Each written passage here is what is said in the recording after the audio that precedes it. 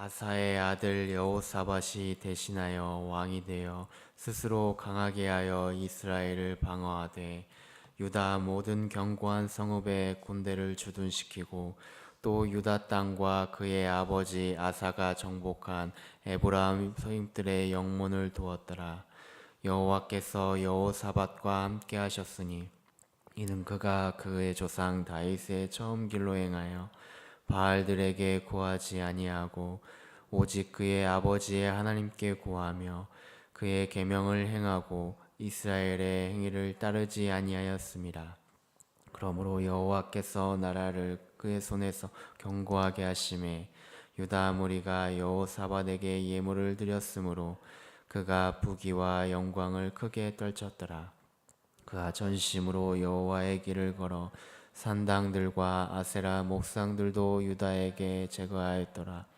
그가 왕위에 있은 지 3년에 그의 방백들 베나엘과 오바댜와 스가랴와 느다넬과 미가엘을 보내어 유다 여러 성읍에 가서 가르치게 하고 또 그들과 함께 레위 사람 스마야와 느다냐와 스바다야와 아사엘과 스미라못과 여호나단과 아도냐와 도비야와 도바니냐와 이 사람들을 보내고 또 저희와 함께 제사장 엘리사마와 여호람을 보내었더니 그들이 여호와의 율법을 책을가고 유다에서 가르치되 그 모든 유다 성읍들로 두루 다니며 백성들을 가르쳤더라.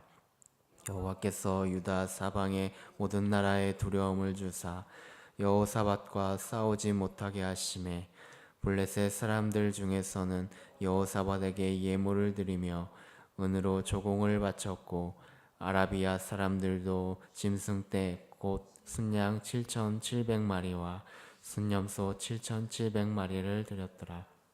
여호사밧이 점점 강대하여 유다의 견고한 국고성을 건축하고 유다 여러 성에 공사를 많이 하고 또 예루살렘에 크게 용맹스러운 군사를 두었으니 군사의 수요가 그들의 족속대로 이러하니라.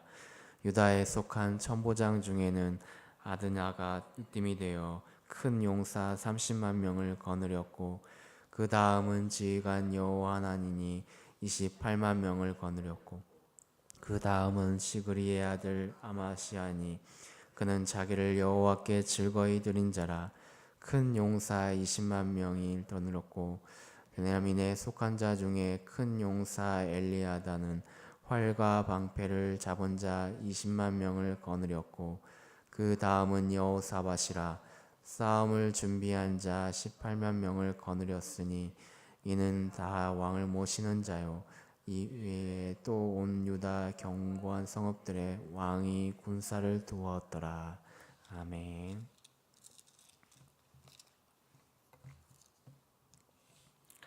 오늘 우리가 읽은 역대하 17장부터 20장까지의 내용은 유다의 제4대 왕 여호사밧에 관한 이야기를 잘 다루고 있습니다. 그중 17장은 그 시작이 여호사밧의 신앙이 어떠했는지를 잘 보여주고 있습니다. 여호사밧은 BC 871년부터 847년까지의 아버지 아사 왕의 뒤를 이어서 유다의 왕으로 나라를 잘 다스리게 되었습니다. 그러나 상황이 좋지는 않았습니다. 여호사밧이 나라를 다스릴 때에 유다 나라의 안팎의 상황은 위기의 상황이었습니다. 아버지 아사로 인하여서 대외적으로는 나라가 혼란에 빠져 흔들리고 또 대내적으로는 서로가 믿음이 흔들리는 상황 가운데 놓여져 있었습니다. 부친인 이 아사 왕이 처음 나라를 이끌어갈 때만 해도 하나님의 도우심을 구하면서 나라를 잘 다스렸습니다. 그런데 평안함이 익숙해져 점점 자신의 의지와 생각으로 모든 일들을 처리하였고 결국 하나님을 망령되이 여기는 일을 저지르게 되었습니다. 선지자들과 백성들을 억압하는 일들을 행하면서 말년에는 발에 병이 드는 중병에 걸려서 그의 아버지는 안타까운 생을 마감하게 되었습니다. 여호사밧은 이 부치는 아사의 이런 신앙과 행동들을 보았을 것입니다. 부친인 이 아사의 말년이 불순종과 고통으로 변해가는 그 모습을 보면서 과연 그는 어떤 생각을 했겠습니까? 불평과 또 원망을 이야기했을지도 모릅니다. 그런데 오늘 여호사밧은 하나님 앞에 바로 섰습니다. 자신만은 하나님께 끝까지 순종해야겠다는 각오를 했을 것입니다. 하나님을 떠난 사람의 말로가 어떤지를 그가 직접 눈으로 보았기에 이 무너져버린 신앙과 나라를 다시 세워야만 했습니다. 오늘 1절 말씀을 보니까 여호사밧은 스스로 강하게 하여 이스라엘을 방어하였다라고 기록하고 있습니다. 여호사밧은 이 아버지 아사 왕이 바하사의 침략 때에 이방 세력에 의지하여서 하나님을 떠났던 것을 기억했습니다. 그렇게 그 전철을 밟지 않기 위해서 스스로 남유다의 국방력을 키우는 일에 온 힘을 쏟았던 것입니다. 견고한 성읍에 군대를 주둔시키고 성읍들의 영문을 두게 되는 장면을 보게 됩니다. 외부 나라의 세력을 의지하기보다 스스로 나라를 강하게 하려고 노력하는 장면을 보게 됩니다. 또한 3절을 보면 하나님께서 이런 여호사밧과 함께 하셨다고 기록하고 있습니다. 그 이유는 바로 뒤에 나오고 있는데 다윗의 처음 길로 행하였다고 기록하고 있습니다. 다윗의 통치 초기에 하나님께 순종하며 정직한 삶을 살았던 그 모습이 바로 오늘 여호사밧과 동일하게 나타났다는 것을 기록하고 있습니다. 또한 이방 신인 바알들에게 구하지 아니했다고 나오고 있습니다. 유다 백성들은 예루살렘 성전이 있었지만 예루살렘 성전이 너무나도 머니까 자기 편리한 대로 가까운 곳에 산당을 만들고 또 그 산당에서 예배를 드리곤 했다고 합니다. 제사장도 없이 자기들 멋대로 예배를 드리다 보니까 하나님께 예배를 드린다고 하면서 이방 종교의 예배 의식이 들어왔고 심지어는 이방 신상을 만들어 놓고 거기다가 예배를 드리는 일까지 일어났다고 합니다.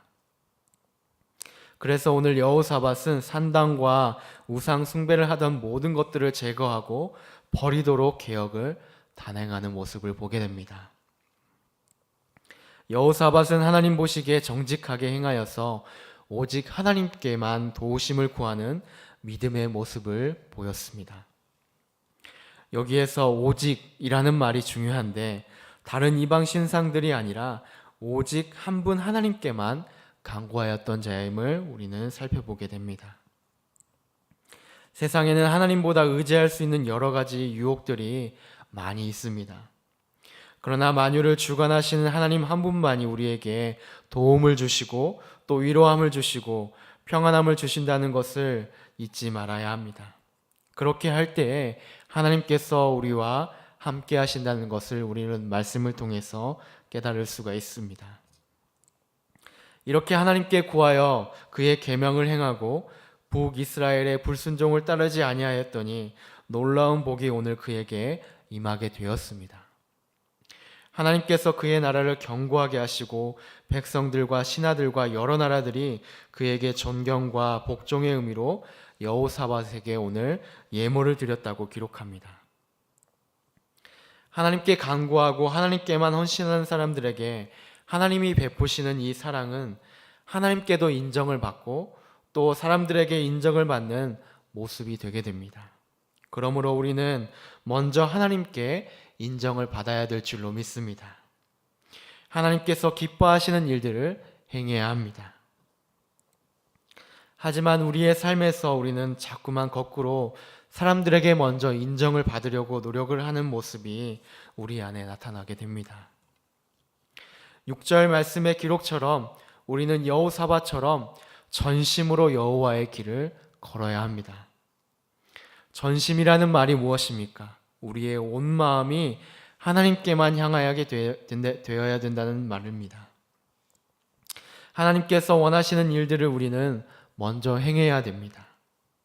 새해에는 다른 어떤 것들보다 우리 삶의 우선순위를 하나님께 두었으면 좋겠습니다. 그렇게 할 때 하나님께서 귀한 마음을 보시고 기뻐하시고 우리를 신앙에서 또 삶에서 부욕해 하실 줄로 믿습니다. 여호사밧은 부친인 아사의 좋은 점들을 본받았습니다. 더욱 강력한 종교개혁을 시행하게 됩니다. 산당과 아세라 목상들을 유대 땅에서 제거했습니다. 그런데 여기에서 그치지 않고 방백들을 여러 성읍에 보내어서 가르치게 하고 레위 사람과 제사장을 보내서 여호와의 율법을 배우게 하고 가르치게 하였습니다. 여호사밧이 그들을 파송한 이유가 무엇일까요? 바로 여호사밧은 외적인 형식과 제도의 개혁뿐만 아니라 신앙적인 영적 각성을 위해서 교육 사업에 전념했습니다. 아버지 아사도 산당과 아세라 목상을 제거하는 외적 개혁을 시도했지만 여호사밧은 그것으로 만족하지 아니하고 또 외적인 개혁을 시도함과 동시에 또 내적인 개혁을 시도함을 보게 됩니다. 그래서 아사 때보다 더 적극적으로 방백과 제사장, 레위인들을 보내어서 종교 개혁을 시행하게 되었습니다. 그들로 하여금 유다 백성들이 하나님의 뜻을 제대로 알기를 원했던 것입니다. 그래야 백성들이 다시 죄악의 길에 서지 않고 하나님 안에서 온전하게 설 수 있으며 나라도 바로 세워져 간다고 생각했을 것입니다. 우리는 이를 통해서 오늘 우리가 살아가는 교회와 성도가 가장 중요하고도 우선적으로 무엇을 행해야 하는지 오늘 말씀을 통해서 깨닫게 됩니다. 바로 그 사명 중 하나는 성경 말씀을 통한 내적 신앙의 각성 운동이 우리 안에 일어나야 된다는 것입니다. 그러나 많은 교회들을 보면 말씀을 읽고 연구하기보다 다른 프로그램과 일들에 너무 집중하고 있는 모습을 우리는 보게 됩니다. 그러나 우리는 오늘 말씀을 통해서 기억해야 될 줄로 믿습니다. 어떤 계획이나 행사들이 우리들을 단기간에 바꿀 수 있을지는 모르겠지만 말씀이 없는 변화는 우리를 다시금 흔들리게 할 수 있음을 깨달아야 하는 것입니다.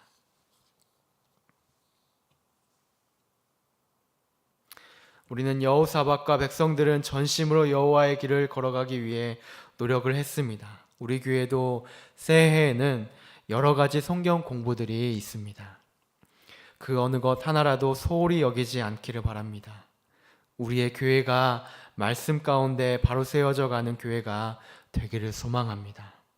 하나님의 뜻이 무엇인지 깊이 깨닫고 그 말씀대로 세워져 갈 수 있는 우리 교회가 되었으면 좋겠습니다.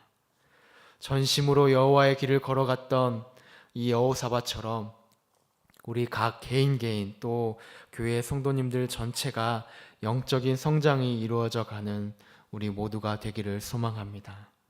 그래서 오늘 종교개혁을 통해서 또 여러 가지 모습을 통하여서 오직 하나님의 뜻을 잊고 나아갔던 여호사밧의 모습처럼 우리도 하나님의 뜻을 깨달아 그 뜻대로 살아갈 수 있는 우리 모두가 되기를 바라고 원합니다.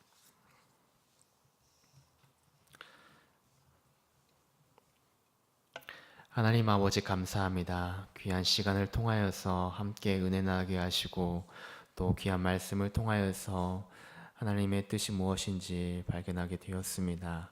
주님, 늘 하나님 안에서 늘 하나님의 뜻하신 그 말씀 가운데서 우리가 살아갈 수 있도록 도와주시옵시고 늘 하나님 안에서 주님의 말씀에 깊이 상고할 수 있는 저희들 될 수 있도록 도우시고 역사해 주시옵소서.